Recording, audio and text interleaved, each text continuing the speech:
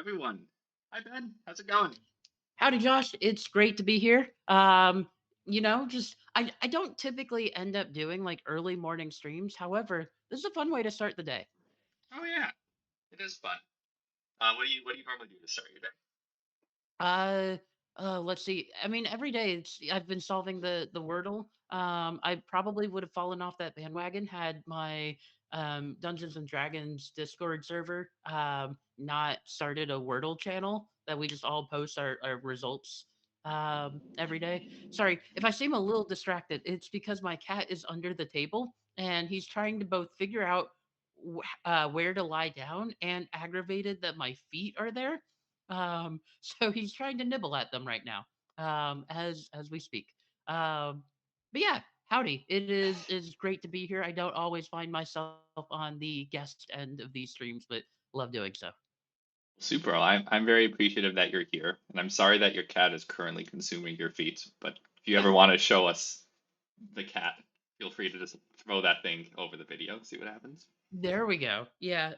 He is laid down across my feet, which I'm not going to bother him right now. But maybe if he moves around a bit, I might uh find a chance to show him off. Perfect. Well, thanks again for coming on. I see you already have TypeScript ESLint.io open, so you must be prepared. Do you want to tell us a little bit about what you'd like to do with this website today? Yeah, so for first of all, for folks who don't know who I am, I'm Ben Myers. I am a software engineer working on Microsoft Docs right now.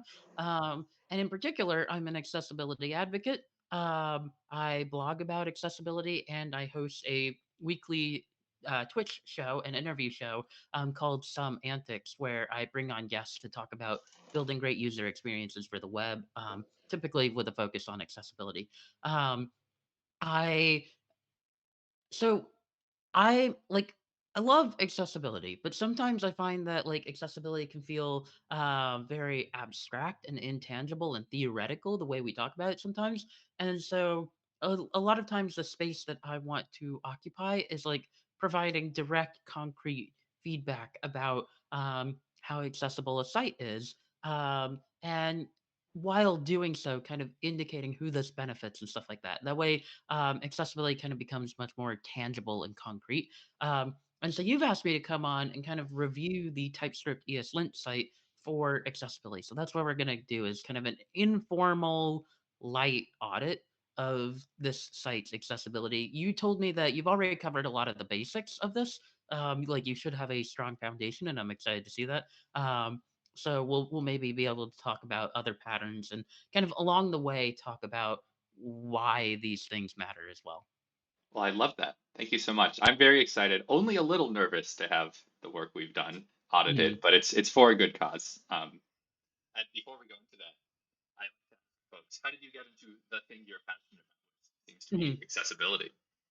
Yeah, so in a way, like I've always so first of all, I am disabled, physically disabled, and that has led to kind of a lifetime of needing to self-advocate, right? And so I've always been kind of in the spaces of like disability advocacy. Um, but specifically when it came to web accessibility, that started when I started my first job. We had kind of a 12-week onboarding process at my last company for like new college hires, like kind of teaching them about web development. And I'll be the first to admit that uh, program had some gaps. And so I kept hearing about this thing called web accessibility, but like the people responsible for that kind of onboarding process were not terribly comfortable in it. So I knew there was a thing that I should probably find out, but that it was a gap that they couldn't adequately prepare me for. But I got out of that onboarding process and joined my team. And my team was doing a thing where like every developer was kind of a champion of something. Like we had a security champion, for instance. And I was asked to be the accessibility champion. And so I had to kind of quickly like read up as much as I could, just absolutely devour as many accessibility resources as they could to kind of upskill myself very quickly. And I found that it's a thing that I was really passionate about. And that I felt like I could really make a difference by sharing what I'd learned with, kind of the industry as a whole, and with individual developers. Because part of this is, I think a lot of developers really do care about accessibility, or at least they aren't apathetic to the idea, if that makes sense. I believe that many web developers, not all of them for sure, but many web developers genuinely do want their site to be as usable as possible, right? Um, and it would be at minimum a bummer to know that what you had built wasn't working for someone, right? I think that for many of us kind of goes against the web developer ethos, right? But a lot of times, what I find is that when it comes to accessibility, folks don't know where to start. Um, and this is because many of them are not disabled, or at least not identifying as disabled, and don't have hands on day to day experience with navigating the web as a disabled individual, right? And so it's hard to connect um, some of the accessibility work with your own day-to-day experience in that case. And so I think there's also this kind of sense that like accessibility is this big monstrous behemoth and it's incredibly complicated. And don't get me wrong, there are complicated parts, but a lot of times those like the the biggest lifts we could get with accessibility work are in fixing small paper cuts here and there that actually make a world of a difference. Things like getting color contrast right. Like there's small actionable things that we could do that can seriously lift major barriers, right? Um Absolutely. and yeah, and so I just that I think it just oftentimes takes someone showing you, "Hey, here's why this matters. Here's who this matters for, and here's the quick actionable things you can do to make an improvement today." Beautiful. I love it. And I strongly agree. Yeah. I think no one, very few people, perhaps even no one, would be willing to say, no, I don't care about accessibility. If you Mm, can use it, you can use it. If not, not. That's not a mentality yeah. most people have. But yeah, If it's, anything if anything, people maybe are concerned about prioritization, right? yeah. Like a lot of times the squabble is this really where we should be spending our time? Not even is this a good thing or a bad thing, but like is this what we should be spending our time on right now? Yeah, that's the biggest pushback I personally have received in trying to lead or champion accessibility efforts that, well, we could make it more accessible for 1% of users, or we could add in this feature. But I think there's a strong moral case to be made that by not being accessible, you're not just, excluding a few users, you're excluding users who did not choose to Yeah. be in that user group necessarily. People don't, choose to use or not use a feature the same way that they choose to say need correct color contrast, as you mentioned, or, tab focus. Absolutely. Yeah, it's always interesting getting business buy-in for these kinds of things because a lot of times accessibility like the getting the case for like the numbers of accessibility, like who needs this, can kind of sometimes be a fool's errand. Um, because we can point to, like, for instance, with color contrast, we can point to the number of people who have color contrast. In fact, 8% of men have color contrast, have some form, oh sorry, not color contrast, color blindness. 8% of men are like have some color blindness, right? That's a lot of people. If you were to Wow. line up like 12 people, one of like 12 men rather, like one of them would be very likely to be colorblind, right? And so we could point to that and go, okay, well, 8% of men will struggle with this, right? But it's not just that group. It's also, if you have poor color contrast, then you're also harming anyone who's like viewing your site like outside on their phone with a heavy glare from the sun, right?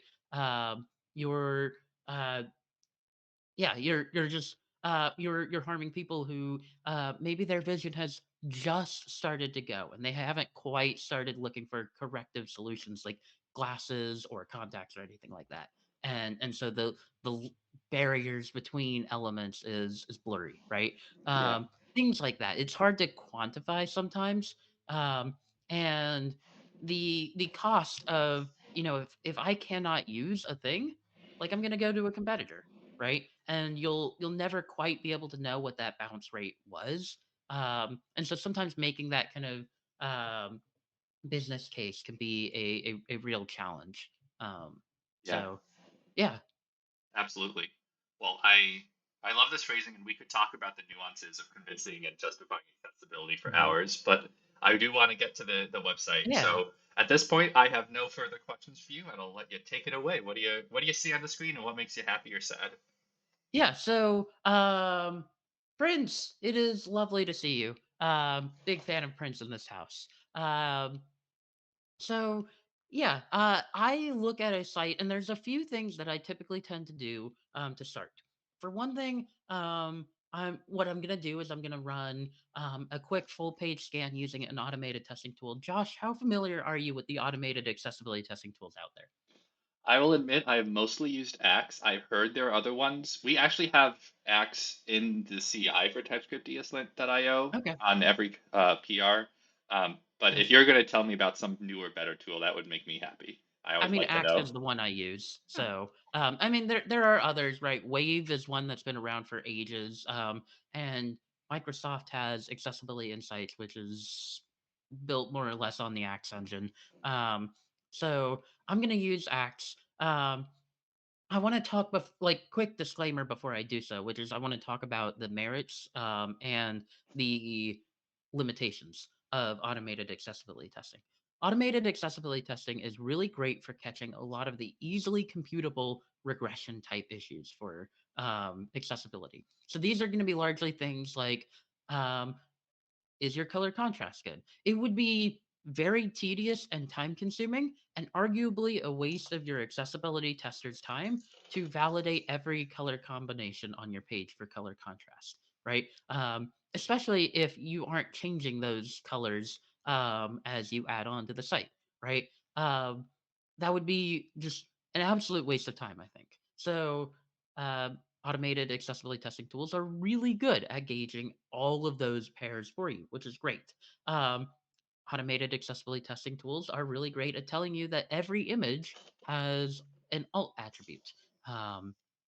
What automated testing can't tools can't do is give you the more subjective explanations. It's like, you know, okay, we know that this image has alt text, but is it good alt text? Is it accurate alt text? Is it helpful or useful? An automated testing tool can't tell you that. And so there's limitations, right? A lot of times things are going to fall on subjective kind of assessment because we're talking about design here. You can't automate away design. You can't automate away user experience. So that's the kind of first caveat.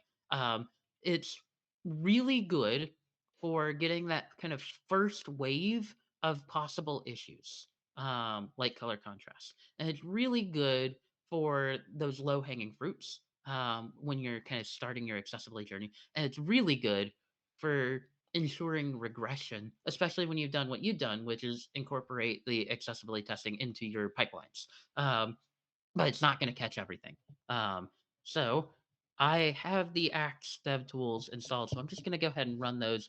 It sounds like you're already running those, so I fully expect that this is not going to like surface anything, or if it does, it's going to be like incredibly minor or the needs manual review type stuff. Um, I'm okay. hoping. So there are 13 needs reviews, and that's it, right? And the thing is, Axe is very, very because bugs and accessibility bugs can be very political sometimes. Axe is very careful about when it says something is definitively an issue versus when something might be an issue. Because they don't want to surface a bug that's not really a bug, that's just the optics of that are horrible for developer teams. So it's going to go, hey, here's something that we think might be a problem. Please take a look. And almost invariably, these are color contrast things. But and in truth, we see elephants. Elements must have sufficient color contrast. I suppose elephants must as well. But yeah, so elements must have sufficient color contrast. Usually, when we see this pop up in needs review, it means that you've got some text that's up against like a gradient or something like that, and Axe just decides to panic. Um, and so that would be kind of my guess here. So I'm going to highlight this, and we can kind of see where this is. So It looks like it's on this little. You've got like a kind of hotkey shortcut icon up here. Wonder how well I can. Okay, I can't really zoom that well in this view. I'll just yeah. So you've got this little icon here, and I think it's indicating that your little the four leaf clover for the command icon is possibly not contrasting against its background, but that's because you've got this Wait, kind of gradient for the key texture. hang on a Um, second. This is not the takeaway I should be getting, but I never realized. Is that a four-leaf clover? Is that what the I don't I think there is a term for it. In fact, you know what? You know what? Let's find this command icon Mac. Is there I like a feel name silly for it? because you've just dropped so much really useful, good knowledge on finding regressions and what the color contrast indicators mean, and Mm, I'm like, what is the oh, icon? it's the looped square. Today we learned. Ha! Okay. Sorry. Go Um on, please. no, you're good. You're good. But yeah, so here it's saying you've got some text, it's against this gradient. Axe doesn't test gradients because that's computationally difficult, right? And still going to be very subjective. Like if you've got like one pixel where maybe the contrast isn't great, like how do you judge that, right? Um, and so here, the way I would probably recommend dealing with this particular issue is I would look at the font color of the looped square or the clover or whatever we want to call it today, and I would look at the lightest and darkest colors of the gradient, and I would ensure that it meets color contrast ratios for specifically those two endpoints. Is kind of how I would probably do that in this particular case.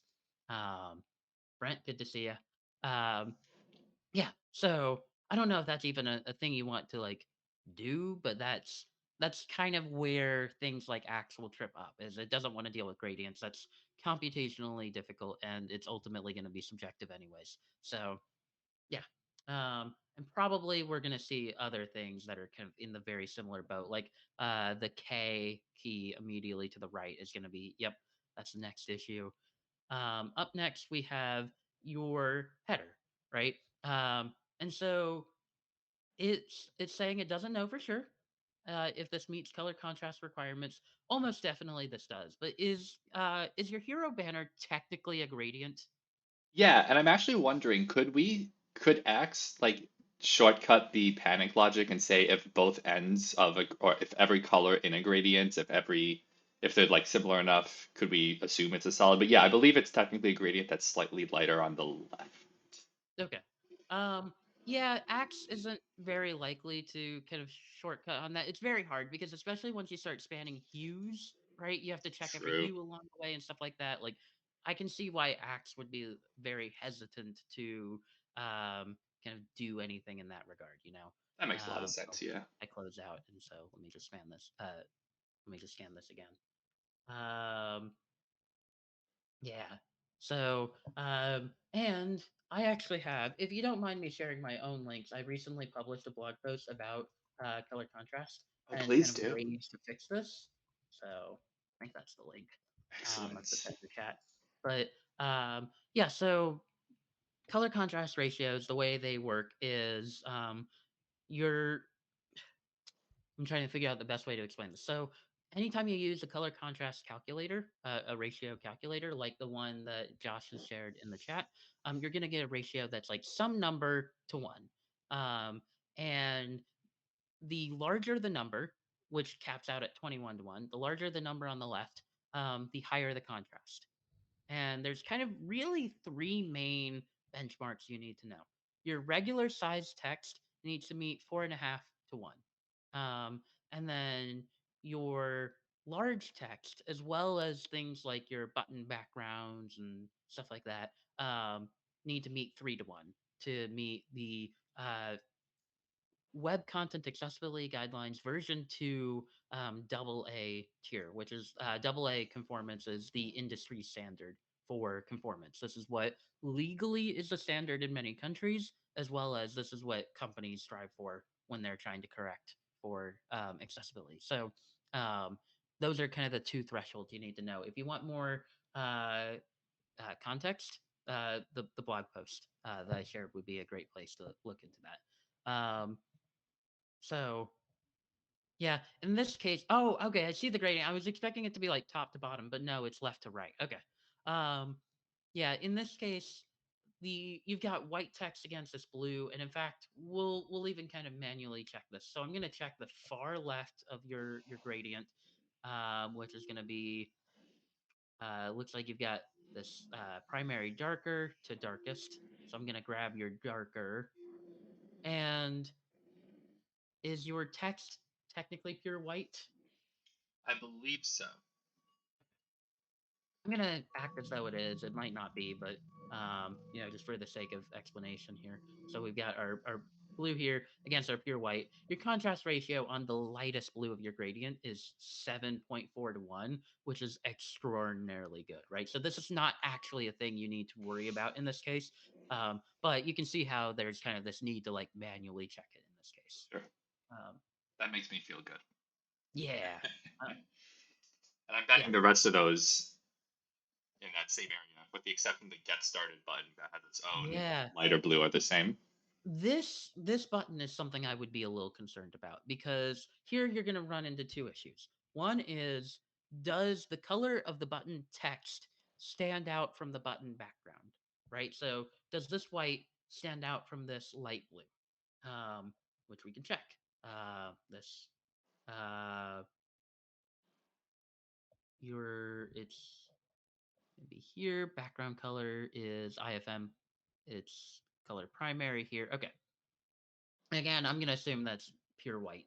It might not actually be, in which case adjust. But okay, so here No. you've got this color contrast ratio of 4.22 to 1, which actually does pass for large text. So large text is there's a whole definition, but it's at least um, 14 point and bold or at least 18 point. And that's point, not pixels. So they actually kind of scale up a bit. So you're talking about, again, the blog post has the more specific values, but I want to say it's like effectively like 19 pixels tall and bold, or it's like 22 pixels. This I think is likely big enough. If I go back to regular Zoom, we can maybe kind of see, but Axe will actually tell us if it thinks it's a problem. Um, and yeah, so any questions about that part? I just have one actually. In the contrast checker, you put in Yeah. the blue as the background color. Does it not Oh, matter foreground versus background? it doesn't matter for this particular algorithm. So the two colors are treated as equivalent, so I could freely toggle between the two. Huh. Granted, and this is difficult to talk about because there's a lot of asterisks, so please allow me these asterisks. There is currently we're on Web Contents Accessibility Guidelines version 2.1. Version 2.2 is expected to come out later this year, probably fall-ish. And then there's also a draft in the works for version 3.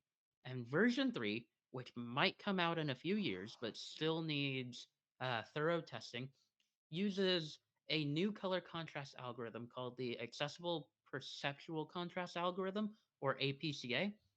Um, this again, that algorithm still needs to be vetted, but it uses a different scoring mechanism, and it also uses a lot more factors. Like it actually does distinguish between which color is the foreground and which color is the background, and it also takes into account other things like what is the font weight, for instance. Font weight relative to Helvetica, because if you use a really thin font and it's slightly bolder, right? Like that's not the same thing as using a really chunky font, right? Um, so it'll start to use a lot more of those factors. But currently, the algorithm as it exists today does not distinguish between which color is the foreground, which one's the background. Um, so yeah, that's things to know. I love Yeah, that. there's nothing stopping you from using both algorithms, but just know that APCA is not currently the standard, and so you'll need to at least vet against the current algorithm just to be absolutely certain of your contrast. That you would be conformant at least. It Um, feels like that's very similar to many areas in the web, which is we've gotten the baseline networks going, but as we keep learning and iterating, this industry keeps pushing itself forward, and we've got mhm. something amazing and better on the horizon perpetually. Yeah. Absolutely. Absolutely. And so I just kind of wanted to give that caveat because I know some folks have been like really excited about the new algorithm. For one thing, the new algorithm is supposed to be a lot more flexible around orange. Orange is infamously a color that's with our current algorithms really difficult to get a good looking orange that meets color contrast requirements with white and black. Um, and so, the web as a whole has had to kind of move away from orange because it's just really hard. Um, the new algorithm allows a little more flexibility there, stuff like that. So, folks are really excited about this. I just have to give the huge caveat of it's not currently the standard. And so, don't immediately adopt solely it. You still have to compare against the current WCAG contrast algorithm. Um, Speaking of the contrast algorithm, though, I mentioned that you actually have two things to worry about with this button. For one thing, the text needs to stand out against the background color. But have you figured out the other contrast ratio you'll have to worry about? Do we need to be able to distinguish the borders of the button versus the background? Yes. This button needs to stand out against its background. Um, this is where I'm gonna start to worry a little bit. Like I could see it maybe not uh, working out. You know. So again, what I'm gonna do, uh, it's hard with gradients because if I resize, right, the gradient adjusts. So you can't necessarily guarantee what blue is going to be directly behind the gradient. But again, I'm going to compare this light blue with the lightest blue of our gradient, which is perhaps a little unfair in the wild, but it's kind of the best we can do with this audit. So where is back this hero? Yeah, here we go. So I'm gonna take our darker here. And this specifically, we have to meet a contrast ratio of 3 to 1 in this case. So I'm gonna specify just to make sure we're using common language. This is our blue of the button, and it's gonna be our background. Sorry, it's gonna be our foreground. So the button color itself is our foreground, and then our background over here. Oh, let me. There we go. Okay. So this meets a ratio of 1.75 to 1. So your button might not be standing out against its background sufficiently. Well, wait, I want Um, to be a bit of a contrarian here yeah, because you can see the. Let's assume that the white of the text is accessible enough that it's at least, I think it was sure. 14 points bold. Let's say it's within those standards. So why, assuming that someone can see the text and the text is visually distinguished compared to all the text around it, it's a different font weights and positioning. Why do we also Yeah, need to be able to see the button background? Is that not just extra filler? that's a great question. And honestly, I think that's a serious case you could make. Like I could maybe be sold by that. It does kind of matter for knowing like where your hit areas are, like it's where it's like safe to click, right? Like where clicking here would cause a change. Um But you're right, like, arguably, because of the placement, for instance, like, this is a common place for buttons to go and that kind of stuff, and you've got kind of the typography that indicates that it's a button. Um, Arguably, you could be fine in this case, I think. I might still do things to help this stand out a little more. Like what I might recommend is adding like a soft drop shadow behind this. That's not going to totally fix it, but it does mean that what you're kind of comparing against is not so much the light blue, so much as like the black of the drop shadow, right? So you get this like faint outline, and that can kind of help as well. So there's like things you can do that aren't necessarily like I'm changing my whole theme around this. That makes Um, sense. I actually have two notes in support of that. One, whenever I hear someone say, arguably you're probably fine, that makes me think I should probably try a little harder to do more than the bare minimum, even if sure. it's not legally required. And the Yeah. second is, I think um, one of the things people talk about it with accessibility, I'm surprised it's taken us 30 minutes to mention this, is that often Mhm. accessibility fixes help everyone, not just the very specific people they're Yeah. targeted for. So in this case, I would say the lack of contrast for the get started button makes me feel like we should probably emphasize it more on the page just from a Yeah. design perspective. especially because it is your call to action, right? Yeah. It's the key thing that you want people on this page. I assume, based on the way you've colored it, it's the main thing you want people to go to. Like, if they end up on this homepage and they click one thing, I almost guarantee you what you want them to click is get started, Yeah. right? And so this is a time where maybe I might encourage like getting bold, right? We're talking. I might suggest making this a stark yellow, and then having the text color be black, and then it's impossible to miss, right? Yeah. I love it. Um, That's so you've great. got you've got things you can do there, right? And also, I want to clarify, I because it's an audit, I had to be intentionally kind of unfair to this, right? I Sure. compared against the far left of the gradient because when a user is at mobile, right? Like that, like that they're gonna that's the color that this will be touching up against. But in practice, right? The like it's probably going to be kind of the midpoint of the gradient, which is going to help a bit. And also, if you're on mobile, like you're going to have the darkest color touching up against this, right? So like it's I had to be unfair, but honestly, like it's not as bad as the score would indicate in this case because of those factors. So yeah, I might suggest going in and making this like a very prominent color. Like yellow on blue looks really good, and kind of also ties into the whole like you're doing TypeScript, right? And ESLint's color is purple, but you're in the JavaScript ecosystem, and so yellow kind of does indicate that kind of JavaScripty brand as well. Yellow with black text. So it's something Very I good. might recommend in this case. Cool. Thank you. I will Okay. hopefully by the end of the stream have emotionally forgiven you for being strict about my website buttons. But carry on.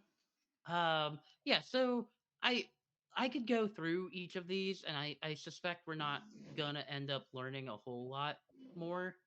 Here we go. So here's yeah, a lot of this is just you've technically got things against gradients. Now here's why would that I truly don't know uh why. What? I don't yeah. think there's a gradient around there. Yeah. Again, I would look at this and go, okay, what's the white that most likely is around this area? And then what's the blue of the text? I don't think we need to go through that kind of, I think we've kind of talked through color contrast enough in this case, especially because all of these are element might fail this. But yeah, do you have any questions about kind of that color contrast piece? No, I will also note that I would love to hear from folks in the chat if y'all have any Yeah. questions or comments or success slash horror stories about accessibility. Would love to hear it. But Mhm. I personally am just happy to see this continue, and Cool. I have no more questions. Yeah. Um, and so given that Axe does not surface anything critical for us, right? Really the only thing is like, hey, we've maybe got an issue with this button, right? Um, I would now begin manual testing, right? And for me, a big manual test that I like to start with is keyboard navigation. I find that keyboard navigation is a really great litmus test for whether someone has considered accessibility. Because if you're using semantic elements under the hood, then like things like the link element or the button element, you get keyboard navigation for free, right? You basically have to be like actively sabotaging your semantics to break um, your keyboard navigation, right? So it's a really good way to see like who's thinking of this, who's got meaningful focus indicators and the like. Um, so I'm going to start at the beginning of the page. I'm going to start at the beginning of the page. Let me just refresh to actually start there, and we'll see kind of what you've got.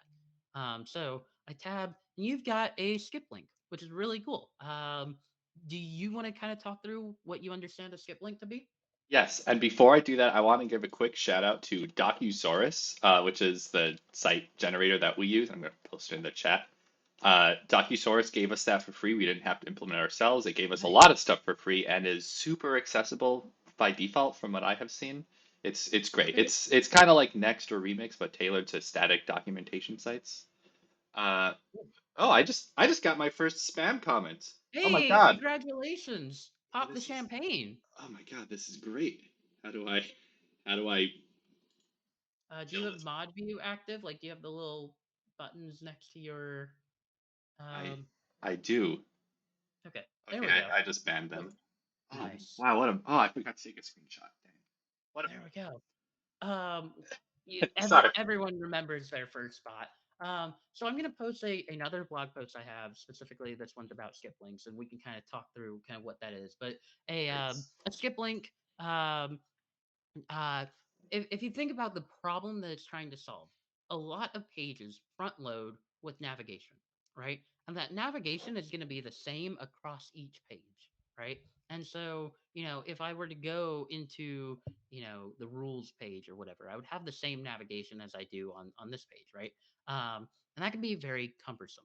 That can be, it's a slog to kind of get through all those things. What I really want is the stuff that's actually the individual page's contents, right? And so a skip link it's optional, but it's something I would heavily consider if you've got like a very navigation, like front-loaded navigation heavy site, um, and it basically will skip you down to the content itself. So I just hit enter. In fact, what I can do, I like to when I'm streaming, I have Keycaster going, so I've turned that on for you, so you can see ooh. what keys I'm pressing. So I've just hit enter. Um, but yeah, it kind of jumps me down to um, main. In fact, I am wondering, it jumped me down a little farther than I would expect. I want to say Um, that the dark blue gradient or medium to dark blue gradient is technically implemented as I forget. It might be not a main. It might be like a okay. header or something. Yeah. So I would maybe think in this case that this stuff does constitute part of the like page contents that I would skip to, right? I wouldn't necessarily expect a skip link to skip over this, even if it is marked up as a header that's outside of the main, if that makes sense. Yeah. Yeah, Um, I agree. That's those yeah. links are in the header, but they are unique to this homepage. We don't have any other Right. page on the site that contains that language there. Yeah. And so as far as, as a cited user, right, I consider this part of the page, right? Like this is part of the page contents. And so um skip links, I think there's a tendency sometimes with accessibility to like over focus on like the screen reader experience. And sometimes that allows us to kind of forget the fact that there are sighted keyboard users, right? And so the experience that you and I saw as we kind of skipped over the heading, if that was at all perplexing to you, right, it's going to be just as perplexing to a sighted keyboard user. Um, and arguably, it's going to be perplexing to a blind keyboard user as well who later learns that there's content that they completely missed, right? Yeah. Again, content that includes your main call to action. So you've got a usability issue there. Yeah, for sure. Awesome. I think this is the first definite bug of accessibility we've Mhm. gone over. I have in my note that I need to look at the loop square in K and the shortcut there. But yeah, I'm Yeah. I'm also interested in this area because copy, like putting the text on the page, figuring out what to say is so crucial and important. And we try to craft these really well thought out journeys of copy through the page. And then someone Mhm. who accidentally, on our side, accidentally skips to main content past the header ish part of it would miss that very key phrase tooling which enables ESLint to support TypeScript. Yeah. And they would perhaps go through this page not knowing what on earth TypeScript ESLint is. We don't explain that anywhere else significantly on the page. Right. And like arguably there's a remediation here, which is you've got this get started link, but then you've got this same link down at the bottom, right? Like so they wouldn't be missing that. They might be missing the playground link, but yeah, so that's something that I would probably seek to address, right? And you don't even necessarily have to change the markup of the page, but like change what the target of the your skip link is to maybe be the header zone. If there's a way to do that, just because I would consider this, page contents. Um, Absolutely. I Cool. don't know a whole lot about your particular implementation, so I don't know how easy that's going to be. But like that is definitely a usability, accessibility issue that um, I would indicate. So I'm going to keep tabbing. Um, and from what I can tell, are these custom focus indicators? The blue seems unchromed. We have not customized them, but I can't I have not looked into whether Docusaurus has. Okay, gotcha. So I'm gonna keep tabbing. The thing I'm indicating for is I should always be able to tell where my keyboard focus is at any given moment, right? And so far we're doing really well, right? I'm over here on Playground, GitHub. We've got this seems to be a light dark mode toggle confirmed. Um, it's a button and it's working with both space and enter. So that's good. I'm confident that that is a semantic button element under the hood. We tab into our search box. Good so far. We're here on get started. And then, so we are on Playground. And I'm sure you noticed that, like, our outline did change around here. I don't think it changed enough in my mind, right? I think if you were to look at this page without having known that we tabbed here, I think it would be incredibly difficult to guess that our focus is on the playground element, right? Um, Yeah. oh, hello. Your call ends in 10 minutes. Oh, no. Oh yeah. My secret is revealed. I'm cheap, and now everyone on the stream knows that I'm using the cheapest of the Google workspaces. Yes. Um, okay. I'll figure that Let out me know behind if the there's anything I scenes. can do to help with that. But um, yeah, so this technically, the playground button has a focus indicator. However, I don't think it's significant enough to count. I would argue that this needs a more profound focus indicator that's like more prominent, easier to tell. Um, and similarly, for I actually did confirm earlier that when I tab to the get started button, that suffers the same problem. I'm technically on this button, and you can see it if you look really, really closely. But I mean, come on, right? This is this is not enough in my mind. And I did take a look at this kind of before we hopped on the call, and what I would say is that you know the remediation strategy I would recommend is probably actually adding an outline offset. So let me kind of show you what that looks like. Let me try focus visible. There we go. Okay, and outline. Ooh, hello. Outline, offset. I might set this to be like 2 pixels or something like that. Is that not? Oh, is it not? Hang on. Now I need to know how this is a border. Uh, in which case it would be.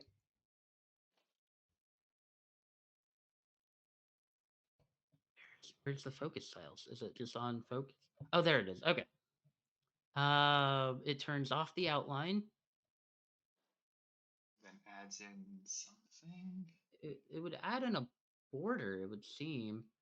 Um, there's nothing in here that. Yeah. Okay. A lot of places will turn off the outline because it used to be the outline wouldn't round with the like border radius. I think that's largely been fixed in a lot of places, so I'm going to turn that off. And just to kind of indicate what I'm thinking here. Let's say the outline seemed like it was like 1 pixel solid and then some blue color, and then you could do outline offset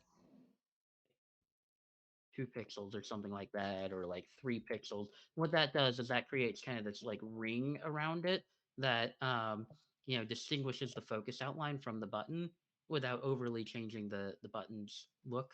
I think that could have benefited your playground button up here as well. So that's maybe the simplest remediation. There's other things you could maybe do, but in this case, that's probably the thing I would recommend. Super. Fun fact, actually, at Codecademy, we ended up making buttons that had outlines very similar to that, where we just couldn't figure out a good way to get the outline to be visible in all of our Mhm. uses unless we added an offset. So I really like this. Thank Yeah. you. Awesome.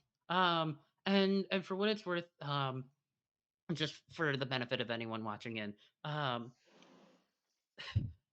you'll sometimes hear in accessibility spaces, "Oh, don't remove the focus outline," and this is a non-nuanced approach. Um, What I would say is it is okay to replace the focus outline with a different prominent visible focus indicator. And so you can turn off the outline if you're going to replace it with a focus indicator that you can guarantee will be visible. Things like changing the background color of the button, for instance. Um, or on my own site, I hollow out. Let me turn off Keycaster there. I hollow out like these up top. So like this is a visible focus indicator that doesn't use outline. I actually wanted to compliment you within this stream by the end of it on the accessibility and general design. I love what you're doing with the black shadows on this Thank you. page and like the angles. It makes me both of those two separate things make me very happy. Well, thank you so much. Um, So, having given the caveat that it is okay to replace a focus outline with a different visible focus indicator, I will say that it's still important to handle that with care because a lot of visible focus indicators make use of background colors and stuff like that. And this can be a problem in high contrast mode. Which is an operating system setting that is available on Windows that replaces basically just about any color on your site with a set of semantic color names that are defined by the operating system, and the specific colors are chosen by the users to provide color themes that work for them. And maybe we could show an emulation of high contrast mode today if that's something you'd be interested in. But in the browser, high contrast mode will often blow away your custom background color styles as well as other background styles. And that means that if you're using background as your focus indicator, which is fine to do, and you've turned off the outline for focus, then in high contrast mode, you now have no visible focus indicator Ah, because you turned off the outline and high contrast mode turned off your background. And so what I recommend as a little trick here, and again, I'm once again gonna just share a link here, is to never just straight up turn off outline, but instead set it to be something like outline 3 pixels solid transparent. Using the transparent color name is key here because high contrast mode disregards transparent. And so in high contrast mode, you will have an outline, but when you don't have high contrast mode on, because the outline is transparent, it is as if you didn't have an outline at all. That's so cool. I did not. I had no idea about that. Thank you. That's excellent information. It's so good. It's one of my favorite little tidbits. Brent is saying outline and offset doesn't seem to work in Safari. Yeah, Safari might be the holdout there, so it might be worth like investigating other methods there. Um, picking colors that could stand out and stuff like that. It might take some finagling to get the exact styles you're looking for, but having the kind of button with the focus outline that kind of jumps out from the button and allows a bit of space there is usually a good way without kind of overhauling everything. Uh, so yeah, I think you might have to do more specific testing. Actually, do you want to see what your site looks like in high contrast mode? Yeah, let's do it. Okay. I have not So tested this. it took me ages before I even really learned to test high contrast mode, right? I considered myself an accessibility professional for years before I ever touched it, right? This is kind of the I think hidden gem of accessibility. So I'm on a Mac. Mac does not natively have high contrast mode. So instead, I have to emulate it, and the way I'm going to emulate it is with a browser built by Killian Falcoff called Polypane. Have you heard of Polypane? I don't know what that name is, and I have not heard this browser. Okay. Polypane is a browser that is specifically built for developers to debug their site. And so it's going to have a whole lot of like kind of testing modes and things just like that built in. It is incredible. And so, yeah, we're going to kind of test this out. So I'm going to type script eslint io. We're going to pull this up. And I actually already have a high contrast mode turned on. So you can Nice. see that in high contrast mode, you might look at this, Josh, and go, "Holy crap, that looks ugly." Um, Visual aesthetics is not the purpose of high contrast mode. The purpose of high contrast mode is to replace designers' colors with colors that the user knows work for them. Um, right? And so is purely functional And the fact that your aesthetics have gotten blown away is a feature, not a bug. So if you're looking at this and going, "Holy cow, that's ugly," that's kind of the point.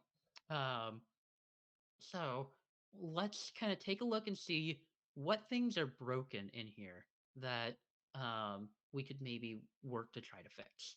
And I'll indicate something I see from the get go, which is that you seem to have lost your magnifying glass up here. Where did it go? I mean, it Dark. is there. It's just, it's a very hard color to see. And I can, yeah, part of it is your dark mode is actually, oh, okay, yeah, just straight up now. Interesting. I can't actually seem to toggle the theme properly, but it does seem to come back in dark mode. Um, Here's what this looks like, when I go into the search mode. Huh. So this seems to work. I might suggest adding a transparent outline around this box to kind of indicate the boundaries of it. Um, but yeah, so you can kind of see, and what I want to indicate here is all of these colors are semantic colors. So under the hood, the operating system has like a defined system color called hyperlink, um, and all semantic links will get set to that hyperlink color. So your nav links up here, they're set to that. Um, kind of down the road. If you have other links like these down here, they're set to that color as well. And this is important for predictability, right?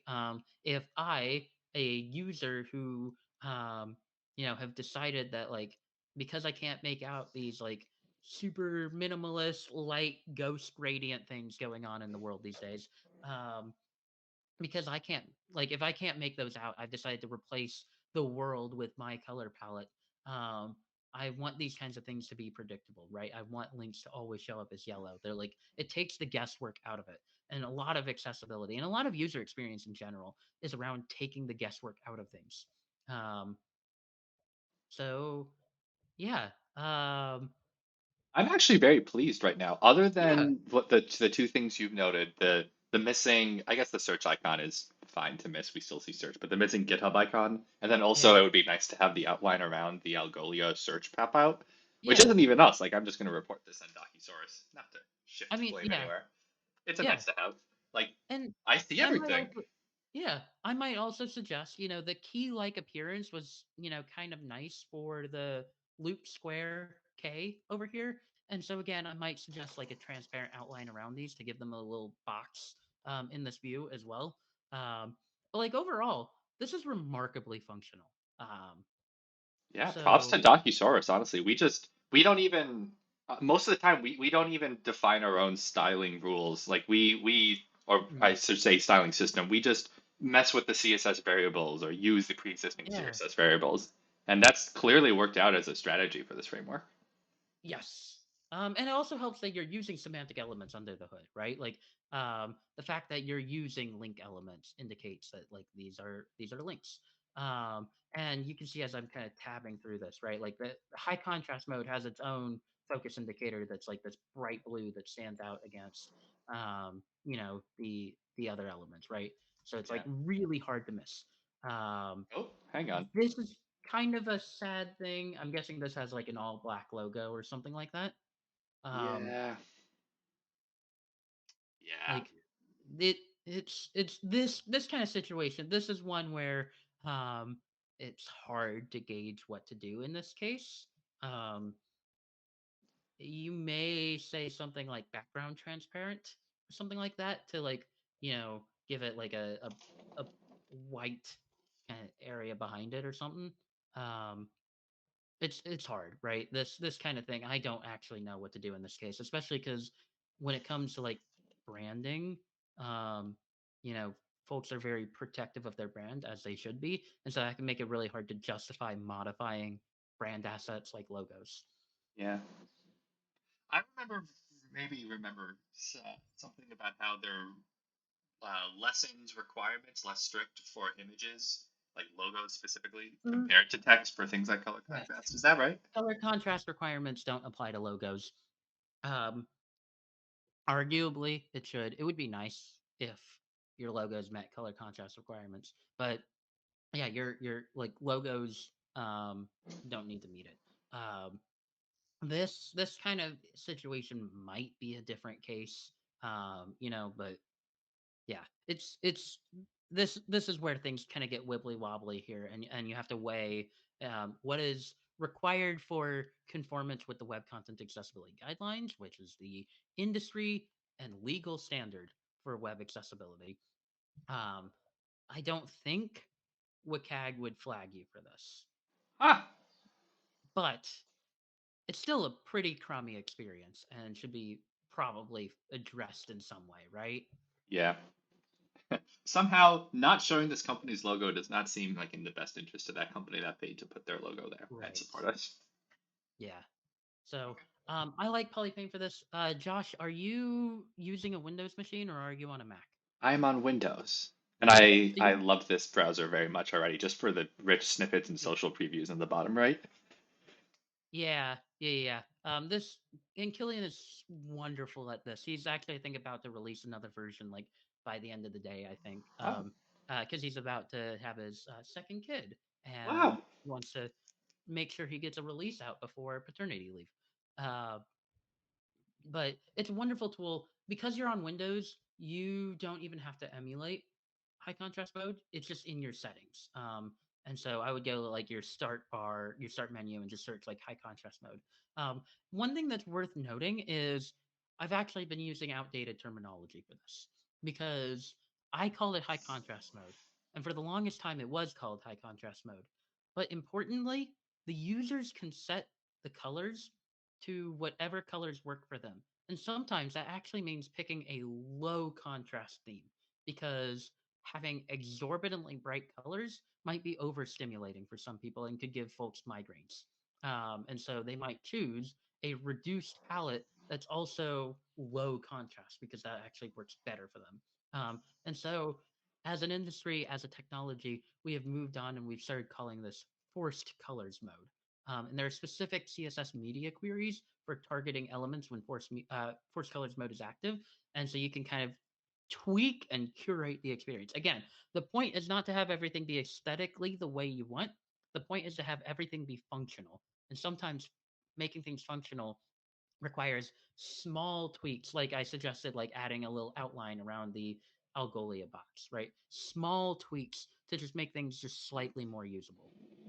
That's wild. I did not know of this. That were correctly, it seems, renaming from specifically high contrast to forced colors.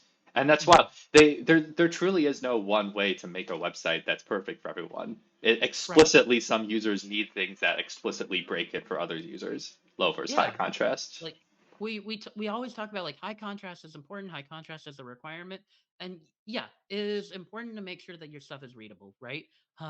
But it's also important to recognize that like that doesn't mean we should necessarily make all of our sites, solid black with white text and bright yellow, because there are people for whom that harms. And so one of the things that we're starting to hear a lot more about in accessibility is this notion of personalization, allowing folks the ability to kind of set the experience that works best for them. And this is something that especially has been enabled in the past few years with custom properties, where yeah, you can maybe allow folks to like you can give folks like a user interface that changes like aspects of the page using custom properties as the like vehicle for actually expressing those changes, stuff like that. So personalization is important because there is no one accessibility.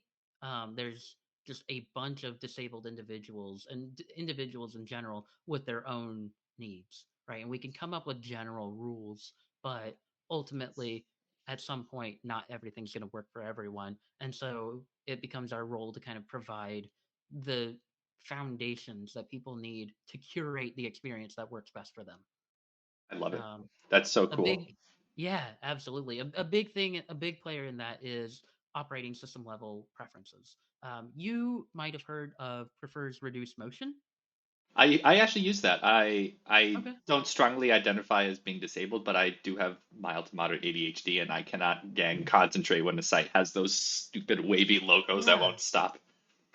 Absolutely. I also use prefers reduced motion actually because I stream. And I don't know if you've ever seen like anyone stream on like or share their screen on a Mac. But when you go between like desktops or go between windows, like it swipes in, it just swings in, Oh just my God. absolutely crashing. And this is something that like, when I stream, I'm like I feel like having that kind of crashing in window is, bad for accessibility, right? I don't want to subject my viewers to that. So I turned on reduced motion in the operating system. And instead, that allows, for Mac at least, a nice crossfade between the two windows. And it's a much more pleasant experience. But it means that, at an operating system level, I have specified, hey, I don't want overwhelmingly distracting animations, right? Reduced motion is uh, I think it's really interesting because a lot of folks hear reduced motion and they think that means zero animation or zero motion. And it can, right? But what it really means is no unnecessary movement and no overpowering movement, right? You can have animations, uh, but they should probably be subtle and they should be contained to a small space and not overwhelmingly distracting, right? Um, and so that's a way in which you can respect users' preference. One of the things that I'm excited to hear more and more about is um, that browsers might start incorporating some of those preference settings into the browsers themselves because I find when I use like the operating system level reduced motion setting, like it is a sledgehammer. What I wanted was just to not swing wildly between browsers, or Yeah. sorry, between desktops. And what I got was everything has changed, and now I don't get delightful animations on websites. So being able to like set more fine tune that really what I want is reduce motion for the web or not for the web or something like that Absolutely. Yeah, is much more. I can't view animated emoji reactions in like Mm, Slack and Discord anymore. It's the most frustrating thing because I yeah. have it, yeah, at the OS level. By the way, the reason why there's a door open behind me is a cat. Hey, I've been told that if someone mentions a cat on the stream, you have to eventually deliver, otherwise people get mad. I So will, but right now, I don't Tuna want to is disturb your cat. Seems like he you've is got a good thing sprawled out going there. across my feet. He has just decided to take a nap. It's delightful. Delightful. Um, so yeah, reduced motion is key for kind of respecting those preferences. So yeah, I think that that stuff is pretty nifty, and I'm excited to see more tools. Like I'm excited to see developers better equipped to respect those preferences and have those strong foundations. Um, yeah, let me pull your site back up in Chrome. It is worth noting that your color contrast requirements apply across like both your themes here, right? So I don't think that this is an issue, but like you know, I'm a just little worried worth. about that there are two get started buttons colors, one's white, one's black. But Oh yeah, other than yeah, that, it looks like it's mostly going well. mhm, absolutely. Um, hey, what say you? I turn on a screen reader. Let's do it. I just want to know what screen you use. I've not used too many So different ones. the screen reader that's built into Mac OS is VoiceOver, and because VoiceOver is really good, Mac OS as an ecosystem doesn't really need any other screen readers. So if you're on a Mac, the answer is you're using VoiceOver. Um, so Cool. for Windows, you really have technically, you have more than two options. Windows actually does have a screen reader built in called Narrator. However, no one uses it. Not even my coworkers at Microsoft, the company that built Windows and Narrator. Um, Instead, what folks use is for Windows is they'll use either JAWS or NVDA. JAWS for a long while was kind of the industry titan of screen readers. It was the one that you were using if you were using a screen reader. But it's expensive and updates have sometimes gone a little slowly, and so a lot of folks have moved over to NVDA, which is free. So um, I think they're both wonderful tools. I don't mean to bash either of them, but it's just worth noting, right? Like the in the Windows ecosystem, those are kind of the two big players. What I might recommend, I'm gonna go ahead and pull this up, is the WebAIM Screen Reader Survey. This is done every 2 years, I think, and I'll put this link in the chat for you. Don't worry. Um, Thanks. but this kind of goes through. It's a survey that was asked of people who use screen readers on a regular basis, and it kind of checks like, hey, what screen readers are people using, and most importantly, it checks what screen readers are people using with which browsers. Um, because of the way that assistive technology is set up, um, your experience can depend greatly on which operating system you're using, which screen reader or other assistive technology you're using, and which browser you're using.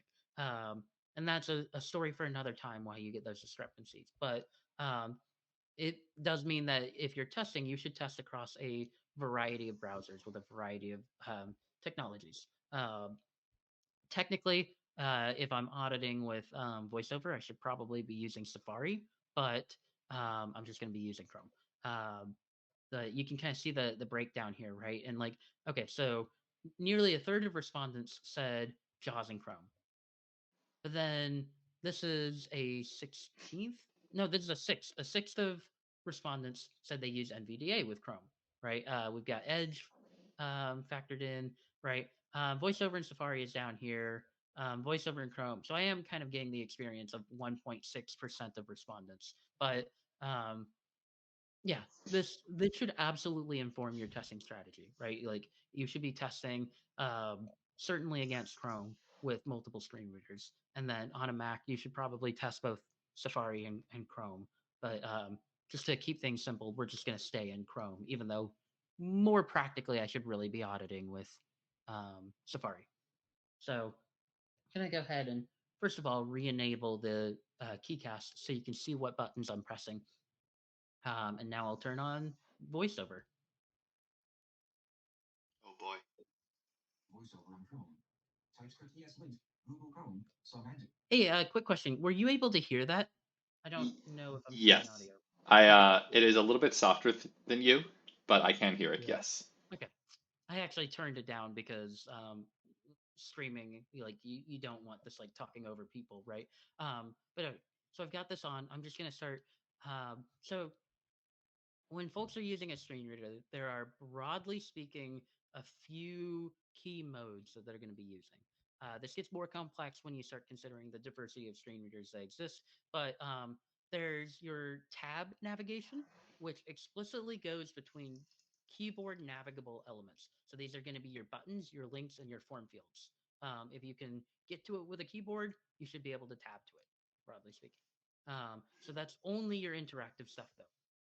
There's the second mode is what's called the virtual cursor, and that'll take you to all elements on the page. And then the third mode that screen readers offer is an ability to skip between elements of the same type. Um, and so in JAWS and NVDA, that's accomplished through a bunch of keyboard shortcuts that you just have to kind of memorize. And with VoiceOver, it's accomplished through a feature called the rotor. So I'm going to show each of those modes just so that we can kind of get a feel for what's going on. So I'm going to start with tabbing. Again, this should only expose the keyboard focusable elements or interactive elements. Entering TypeScript ESLint web content. Link. Skip to main content. Chrome has new window. Visit link. TypeScript ESLint logo. TypeScript ESLint navigation. Okay, already we've kind of found the first thing I would surface here, right? Which is that in this case, probably the link should just say TypeScript ESLint. The fact that it says TypeScript ESLint logo, TypeScript ESLint is a little overkill. And so I would argue that this kind of TS logo that you've got in there is actually decorative um, and shouldn't denounce anything. Like this link as a whole should say TypeScript ESLint. How do you feel about that? I agree. Why would the semantic, like the purpose of the page and this link? It does not matter that it is a logo. Who cares? It's just that it is Right. TypeScript ESLint there. Yeah. I Yeah. think I think that makes sense to me. Okay. So I would flag this as decorative. There's a few ways to do this that like depend on the implementation. Um, if you're if this is an image tag, you can specify that it's decorative with setting alt equals the empty string. This is different from not providing an alt attribute. If you don't provide an alt attribute on an image tag, what screen readers will do is they'll announce the file path, like the source attribute, um, because it thinks that there should be an image there. That image doesn't have any other name, so it'll announce the image file name. If you set all equals the empty string, this indicates to the browser and to assistive technology that this image is decorative, and so it won't even be exposed to assistive technologies at all. If this is an SVG that you've got, your strategy is probably to apply an ARIA hidden equals true on the SVG itself. And that will indicate similarly that this is not an element that should be exposed to assistive technology. Um, so those are kind of your two big ways. I've actually got a blog post coming out in a few days that's about specifically handling icon links and buttons accessibly, and they'll include some tactics like this. So be on the lookout for Super. that, I guess. Very exciting. Um, yeah. So yeah, in this case, though, the link should just say TypeScript ESLint. Like, it doesn't need to indicate anything about the fact that there's a logo inside. So let me actually ask you about the severity of this. This is not a blocker. I forget the term you used earlier, similar to blocker, but this is a bug and a bad thing in many senses. So is this the equivalent of having like a visual glitch or some such? It's a good question.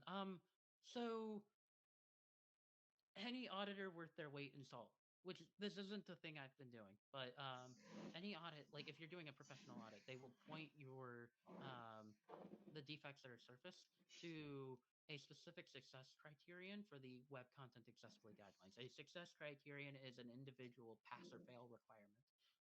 And specifically, what I would probably tag this as, let me kill VoiceOver real quick, and let me kill Keycaster. What I would look for is there's one called link purpose. And so this is link purpose in context, and this is a level A finding. Level A is considered the absolute bare minimum, and so if you're not passing this, it should probably be seen as critical. Because the way that the WCAG success criterions are structured is there's three tiers of conformance. There's A, double A, triple A. A is the bare minimum you have thought of accessibility. Double A is the industry standard, and it's also the legal requirement in most countries. So double A should be at minimum your target. And then triple A is seen as kind of, it would be really nice if you could do this, if you could like meet this, but in many cases it's not even possible, like inherently not possible. It's seen as like a pie in the sky, like worth looking at those requirements and seeing how they could apply to your site for maximum accessibility. But like no one reasonably expects to meet AAA.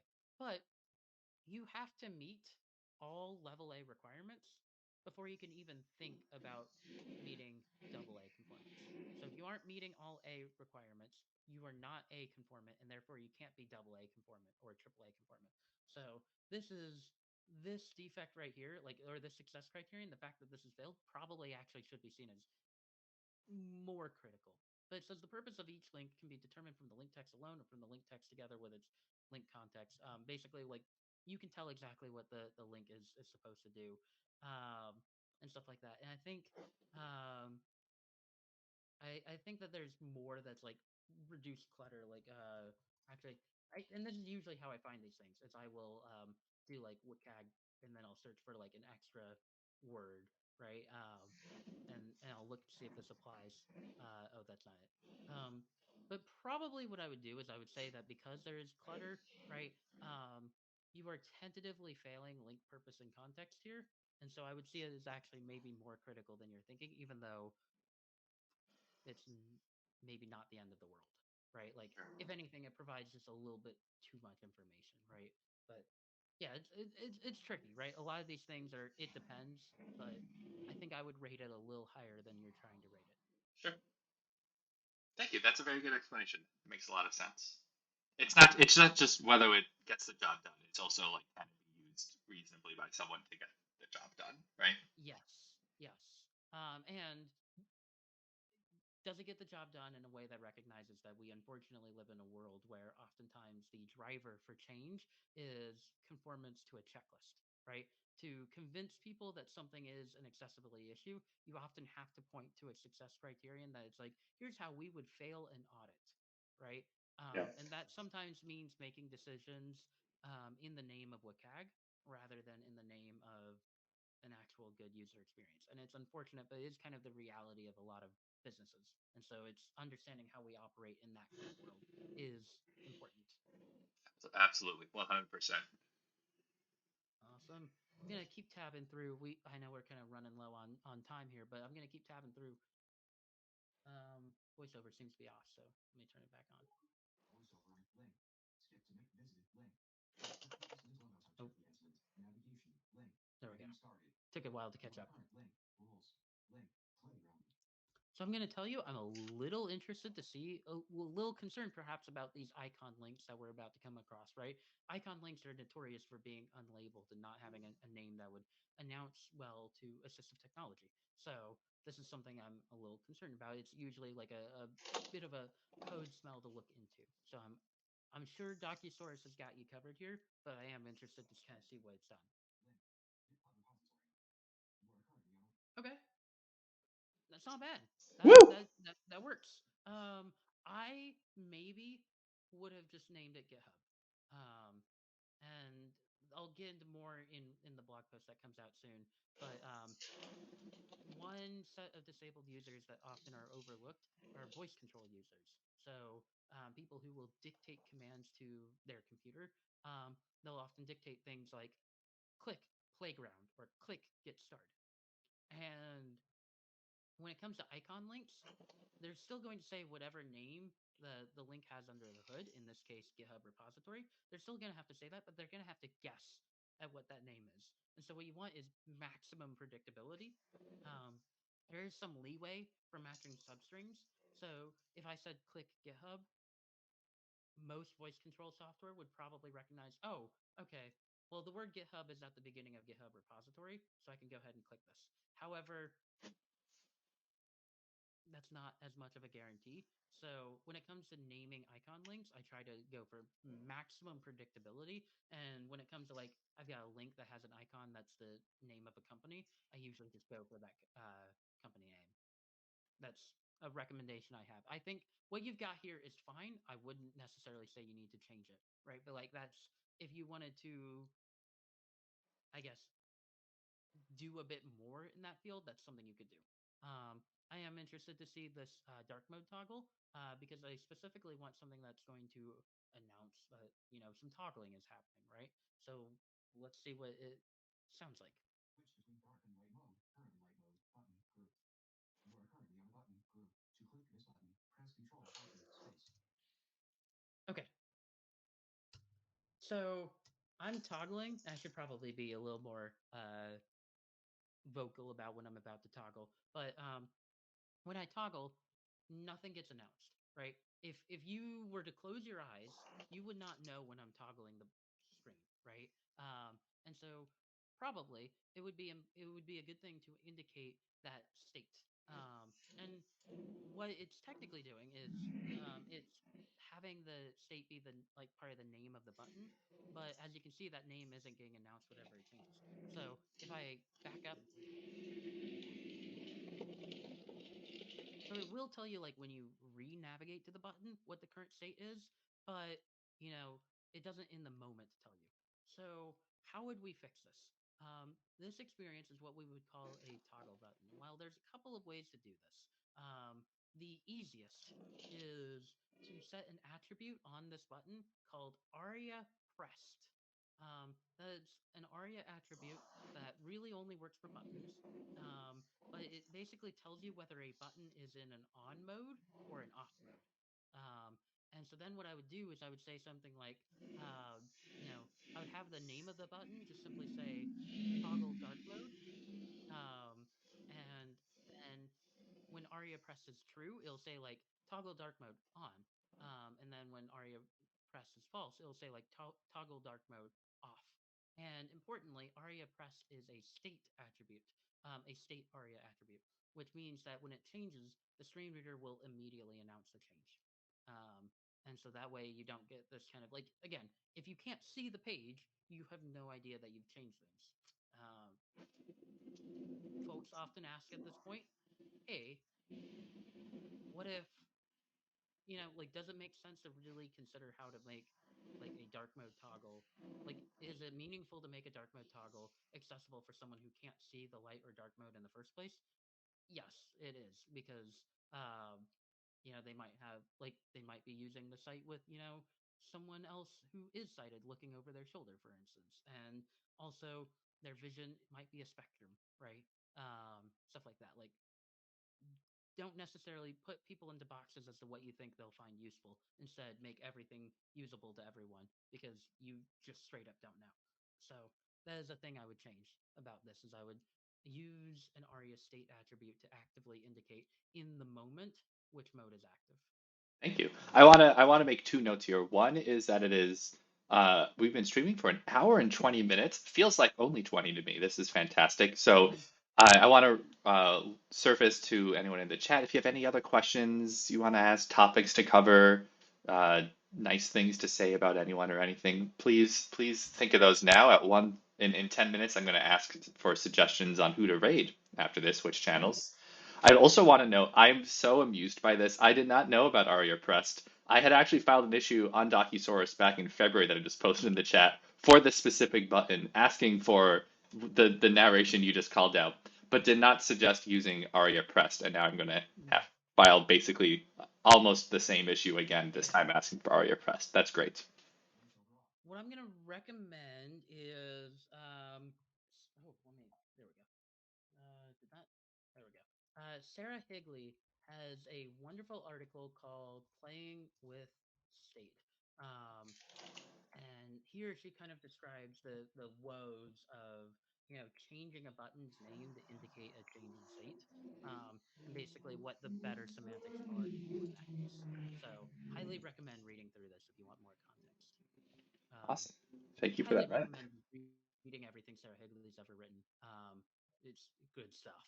Um, so okay, I did want to show other voiceover aspects. So I would continue kind of the tabbed based navigation, but instead I think I'm going to skip directly to the virtual cursor, which goes to every element on the page. So the way I'm going to do this, I can do Control Option and then the arrow keys.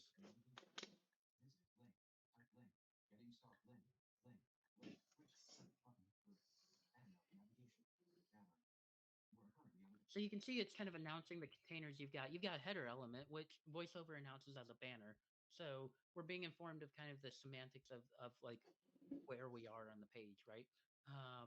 And then I'd be curious to see, this is probably an H1 you got here, right? Your TypeScript ESLint. I sure hope it is. Yeah. Yeah.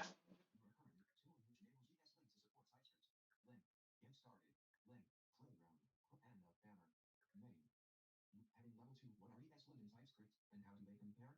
Excellent image. You are heading level 3, 2 items. ESLint is an awesome linker for JavaScript. Okay, so arguably this image over here could be deemed decorative. You'd have to ask yourself, like, is this adding anything? However, this is one of those, it depends, right? What I might do is if you do want to describe, if you do want to announce this image as an image, I might add more verbosity to the alt text. I might say something like ESLint logo depicting like a purple cube inside of a grommet shape or something like that. And kind of similar for the TypeScript logo down here, but also arguably it's decorative, right? How much does it really benefit people to know that there's an ESLint logo here? Not really, right? I could see it as a decorative element. Michael Chan's in the chat. Hello. I love how you just know all these people's names. They're all my friends from Discord. I can never keep track. That's great. So yeah. But we're running really close on time, so I instead want to show you now a feature VoiceOver has called the rotor. Have you seen the rotor before? I don't think so. Maybe? Okay. Get ready to have your mind blown. I'm going to do Control Option U, and now we're in the rotor. And this shows a pane that shows different pieces of the page. And if I hit the arrow keys, I can see different panes. Oh. And Whoa! this is the voiceover equivalent of all the keyboard shortcuts that JAWS and NVDA provide, but this is a way to skip between different elements of similar types. Um, and so you can see, like, folks can skim through the page. You and I, as sighted people, we can scroll through the page real quickly and find the part of the page that we want, right? But a screen reader, up until the point where you start using shortcuts like this, is a fundamentally linear experience, right? And so this provides a way to skip through the page in ways that are useful for you. So here we can see all of our landmark elements. You've got navigation up at the top. You've got main, right? So those are the landmarks that are being found. For whatever reason, it's not showing the header, which is interesting. It's I don't actually know why it wouldn't be, but if you had labeled these landmark elements, your nav element and your main element with like the ARIA label attribute, for instance, those names would be included in here as well. Um, No items in Landslots menu. Form controls menu. so here's form controls. That's a fancy way of saying all of your buttons and form fields. So Switch between dark and light mode. Curve search button. Group. Headings menu. here's your headings. So you know how people talk about like how heading order is important? Here's why. Is because you can skip between headers, like you can skip between headings, and you'll be told basically what level each heading is. And so headings should always follow a hierarchy of, your H1 describes the page as a whole, and then subsections of the page are labeled with an H2. Subsections of those subsections are labeled with an H3, and so on. And so you kind of get this like bulleted list outline, and we can kind of see that like in play here. Like our page is described with TypeScript ESLint, and then your first section inside the page is what are ESLint and TypeScript, yada yada, right? Heading level 1. TypeScript ESLint. Heading level 2. Yeah, I can see why this is definitely a very good application of that specific ordering being used. Yeah. Yeah.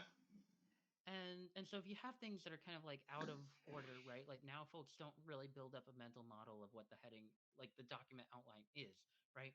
So folks will often use like headings like, oh, I want a big text, so I'm going to use H1 or whatever, right? Don't do that. Handle that with CSS instead, right?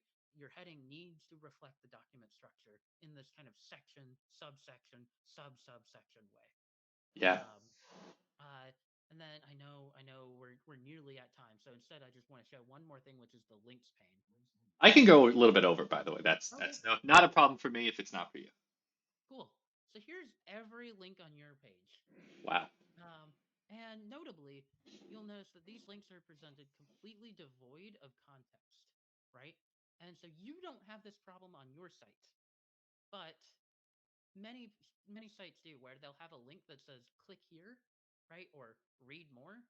In a context like this where you're skipping between link to link to link, you have no idea what that read more is. Like, what more are you reading? Or click here, like, why would I click here? What's the purpose of it? All right. Yeah. And so this is why we have accessibility requirements around making sure that the link text itself is expressive enough of the purpose of the link, right? You should be able to go to a mode like this and go to any link and not have to do too much guesswork as to what this is going to do, right? I should guess that like if I go to a link that says NX, then it should take me to the NX page, right? If I have link Coinbase, right, that should take me to Coinbase. And at no point should I follow a link and then be surprised as to what happened. Um, so you also have, because a lot of your links are images inside of your link, you have kind of this situation where you have a lot of like Airbnb logo, Airbnb, right?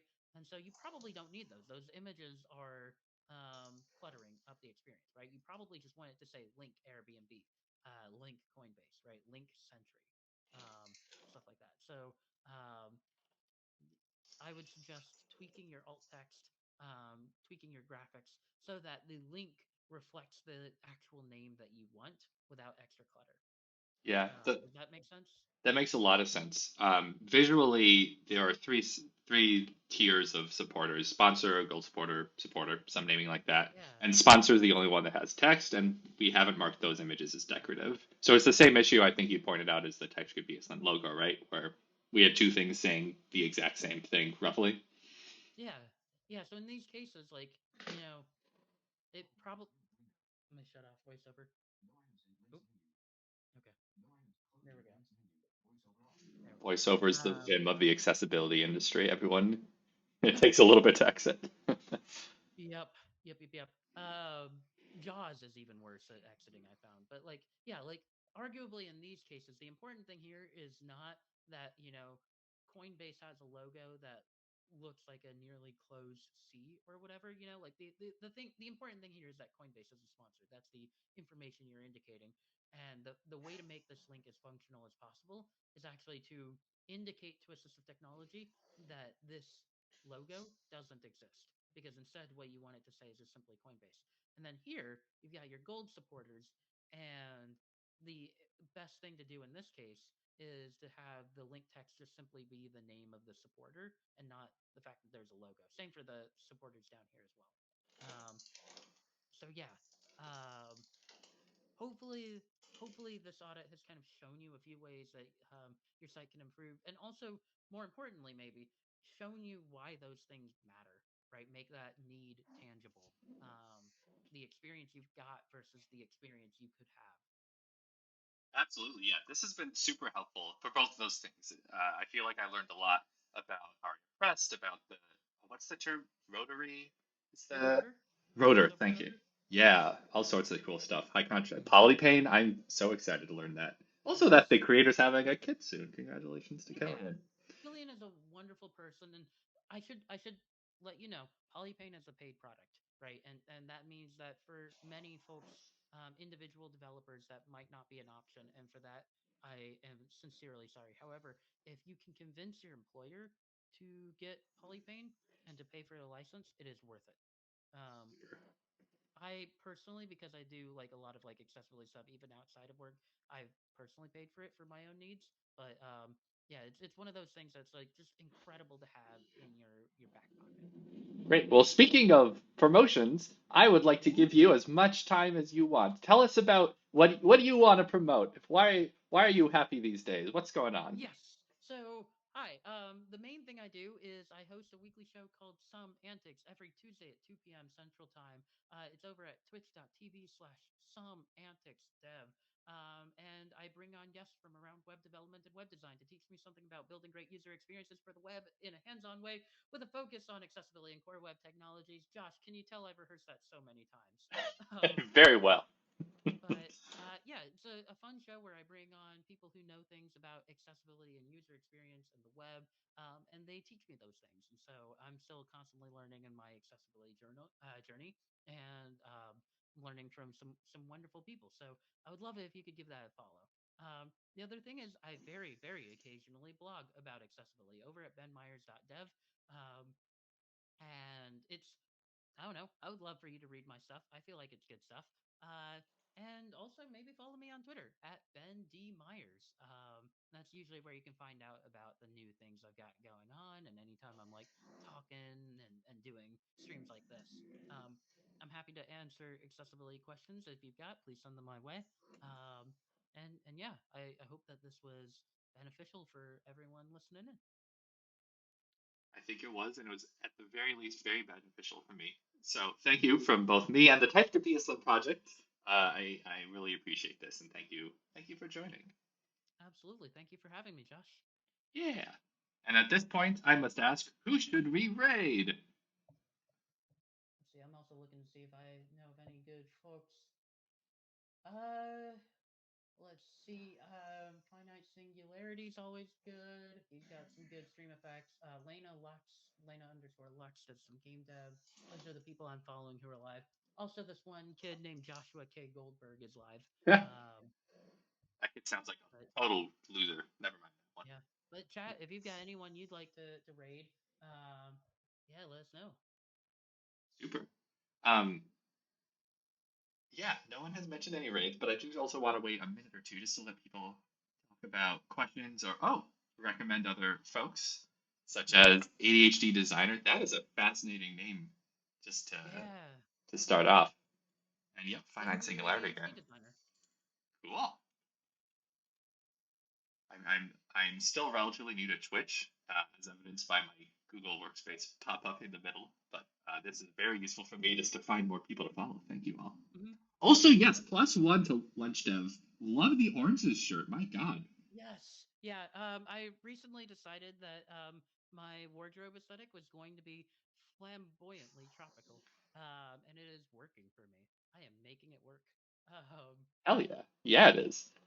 I also have a similar aesthetic for my specifically for my collared shirts. I have like three shirts that are like just non-colored ones, white with something fun on it. One is flamingos, one is pineapples, and the other is SpongeBob and Patrick from SpongeBob SquarePants in like nice, gangster rap outfits. It makes my day.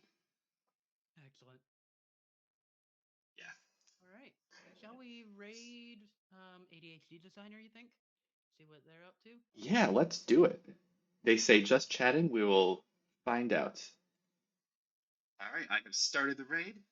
So actually, how does this work? Do I just wait the 10 seconds, click go, and then it goes? Yep. Yeah. Yeah. Yeah, stream these kinds of aspects of like streaming culture are always interesting. I find like I've definitely heard of folks who like started a raid and didn't realize they needed to actually like send the raid. Oh, that was me at one point. Yeah, my Oh, that was first you. one or Okay, two. okay. Yeah. I think I was watching your stream. Yes. Um, Yeah, I got raided by 70 plus people once. That was terrifying. nice. But yeah, I got Yeah. me some followers. All right, All right. gonna raid now. Three, Let's two, go. one. Boop. Cool. Do I have to stay on the stream while the raiding is happening, or?